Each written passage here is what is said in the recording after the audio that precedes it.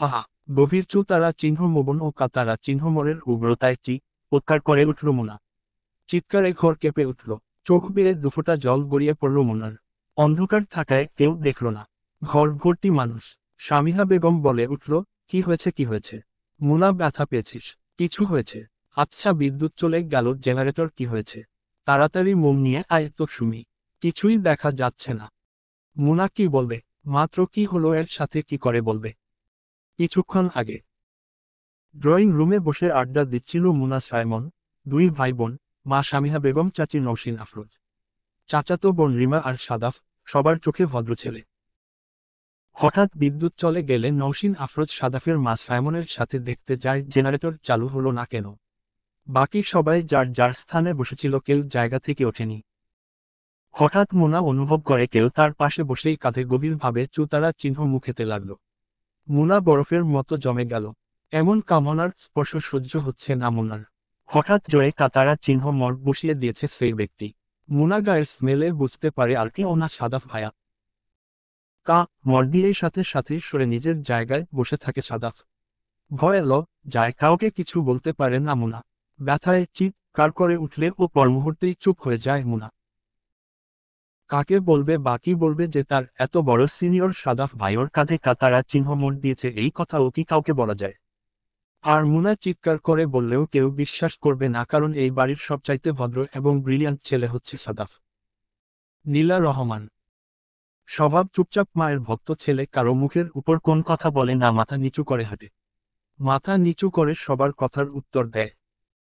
কিন্তু শুধু মুনা জানে গত কয়েকদিন ধরে ওর উপরে কি অত্যাচার হচ্ছে। সাদাফ ভাই দেশে এসেছে মাত্র 20 দিন হবে। 6 বছর অস্ট্রেলিয়া ছিল। বয়স 26 বছর। দেখতে ফর্সা, লম্বা, 5.11, চশমা পরে সেই লেভেলের ভদ্রলোক। খোঁচা খোঁচা দাড়ি। কামড় দেওয়ার সময় যখন মুনার জামার গলা টেনে ধরেছিল, কাঁধের দাড়ির ঘষাতে লাল হয়ে গেছে। বর্তমান একটি মোমবাতি জ্বালিয়ে হাজির হলো সুমি, সাথে সাথে এসে সামিহা বেগমে হাতে দিলেন। সামিহা বেগম উনার কাছে গিয়ে বলল, কিরে, কি হয়েছে? মুনা এখনো কাঁধে হাত দিয়ে রেখেছে, কিন্তু কাউকে দেখাতে পারছে না। অনেক জোরে কাতারা চিহ্ন মোড় দিয়েছে, মুনা বুঝতে পারছে সেখানে দাগ হয়ে গিয়েছে, কেউ দেখলে বোঝা যাবে। মুনা কাঁধে হাত রাখা অবস্থায় পিটপিট করে তাকালো সাদাফের দিকে। সাদাফ এক দৃষ্টিতে তাকিয়ে আছে মুনার দিকে।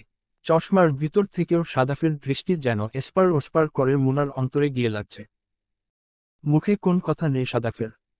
এমন একটা ভাব, এতদূর হেঁটে এসে মোনাকে কাতারা চিহ্ন মোড় দেওয়া তো দূরের কথা, যেন এতদূর থেকে জিজ্ঞাসা করা যাচ্ছে না, মোনা তোর কি হয়েছে? মুনা দৃষ্টি নামিয়ে কাঁধে হাত রেখে বলল, মনে হয় কোন পোকা কাতারা চিহ্ন মোড় দিয়েছিল বা পিঁপড়া, আমি যাচ্ছি ভিতরে বলেই মুনা দৌড়ে রুমের ভিতর চলে গেল। সামিহা বেগম বলল, কি রিমা, তুই তো এখানে ছিলি, কোন পোকা কামড়ে দিল মেয়েটাকে? একটু যে দেখ না, একা একা অন্ধকারে গেল মেয়েটা। রিমা বলল, উফ ছোট মা, কিছু হয়নি তো। বললই তো ওকে পিঁপড়া বা কোন পোকা মরে দিয়েছে। ও কি ছোট এখন? সামিহা বেগম বলল, তোর থেকে তো 1 বছরের ছোট। তোর 17 বছর চলে, ও 16 বছর চলে। সাদাফ উঠে দাঁড়িয়ে বলল, আমি গিয়ে জিজ্ঞেস করব চাচি কি হয়েছে, যদি আপনি অনুমতি দেন। সামিহা বেগম বলল, যা, তুই আমার লক্ষ্মী ছেলে, পুরো বাড়ির আর একটা ছেলে মেয়েও কথা শোনে না।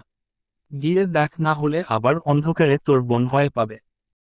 সাদাফ সবার সামনে থেকে ভদ্র ছেলের মতো উঠে উপরের দিকে গেল। উপরের দিকে এখন কেউ নেই, সবাই নিচে, এবং বাহিরে আছে সাইমন ও সাদাফের মা। সাদাফ ধীরে ধীরে মুনার রুমের দিকে গেল। মুনার রুমের দরজা হালকা চাপানো ছিল। সাদাফ দরজা খুলে ভিতরের দিকে ঢুকল। মুনা ভাবল রিমা, তাই বলল, আপু জামার চেইনটা খুলতে পারছি না, একটু খুলে দিবে? সাদাফ ভিতর থেকে দরজা লক করে দিল। মুনা দরজা লাগানোর শব্দে পিছনে ঘুরে তাকালো। হালকা আবছা আলোয় এতটুকু বুঝতে পারল রিমার উচ্চতা এত নয়, কিন্তু কে সেটি ধরতে পারছে না। সাদাফ ধীরে ধীরে কদম ফেলে যত কাছে আসছে, সাদাফের গায়ে স্মেলে মুনা বুঝে গিয়েছে এটা আর কেউ নয়, সাদাফ ভাই। দরজা বন্ধ করে দিয়েছে কেন, অজানা ভয়ে সংকুচিত হয়ে আসছে মুনার দেহমন। মুনা ধীরে ধীরে পা পিছন দিকে নিয়ে একটু একটু করে পিছনে যেতে লাগলো। সাদাফ এক পা করে মুনার দিকে এগিয়ে আসতে লাগলো। মুনা পিছাতে পিছাতে চেপে গেল দেয়ালের সাথে। আর যাওয়ার জায়গা নেই। সাদাফ শরীরের সাথে ঘেঁষে মুনার হাত দুটোকে ধরে মুনাকে উল্টো করে ঘুরিয়ে দেয়ালের সাথে চেপে ধরল। মুনা অস্পষ্ট স্বরে বলল, সাদাফ ভাই, আপনি এরকম করছেন কেন? সবাই শুনলে কি বলবে? আপনি আর বাড়াবাড়ি করলে আমি কিন্তু সবার কাছে বলে দিব। সাদাফ চুপচাপ। কোন শব্দ নেই, শুধু নিঃশ্বাসের অস্থির শব্দ ঘরের চার দেয়ালে যেন বাড়ি খাচ্ছে। সাদাফ দুই হাত দিয়ে মুনার দুই হাত দেয়ালে চেপে ধরেছিল, হঠাৎ করে এক হাত ছেড়ে দিয়ে মুনার জামার পিছনে চেইন টান দিয়ে জামার চেইন খুলে ফেলল। মুনা চিৎকার করবে তার আগেই সাদাফ আরেক হাত দিয়ে মুনার মুখ চেপে ধরল। মুনার পিঠের সাথে সাদাফের বুক একদম অঙ্গাঙ্গি ভাবে লেগে আছে। এদিকে মুনার মুখ চেপে ধরে রেখেছে সাদাফ, তাই মুনা যেন ঠিকমতো নিঃশ্বাস নিতে পারছে না। শরীরের তাপ অনুভব করছে মুনা। গরম নিঃশ্বাস আচরে পড়ছে মুনার কাঁধে। পুরো শরীর অবশ হয়ে আসছে মুনার। সাদাফ ডান হাত দিয়ে ধীরে ধীরে মুনার কাঁধ থেকে জামা নামাতে লাগল। জামা নামিয়ে ধীরে ধীরে মুখ ডুবিয়ে দিল মুনার কাঁধে। ছোট ছোট তারা চিহ্ন মুখেতে লাগলো। এদিকে মনার জীবন যেন যায় যায় অবস্থা। নিঃশ্বাস নিতে পারছে না, শরীর কেঁপে কেঁপে উঠছে। এত গভীর স্পর্শ জীবনে কখনো পায়নি মুনা। তার উপরে আবার নিজের আপন চাচাতো ভাই, কাউকে কিছু বলতেও পারছে না। সাদাফের হাত আপনা আপনি উঠে গেল মুনার উন্মুক্ত পিঠে। জামা হালকা টান দিয়ে পিঠের পুরো অংশ খুলে ফেলল সাদাফ। মুনার পিঠে চলতে লাগলো সাদাফের হাতের অবাধ বিচরণ। মুনা শুইতে পারছে না, পুরো শরীর যেন হিমশীতল হয়ে যাচ্ছে। শরীর ধীরে ধীরে কেঁপে কেঁপে উঠেছে। মনে হচ্ছে যান যায় যায় অবস্থা।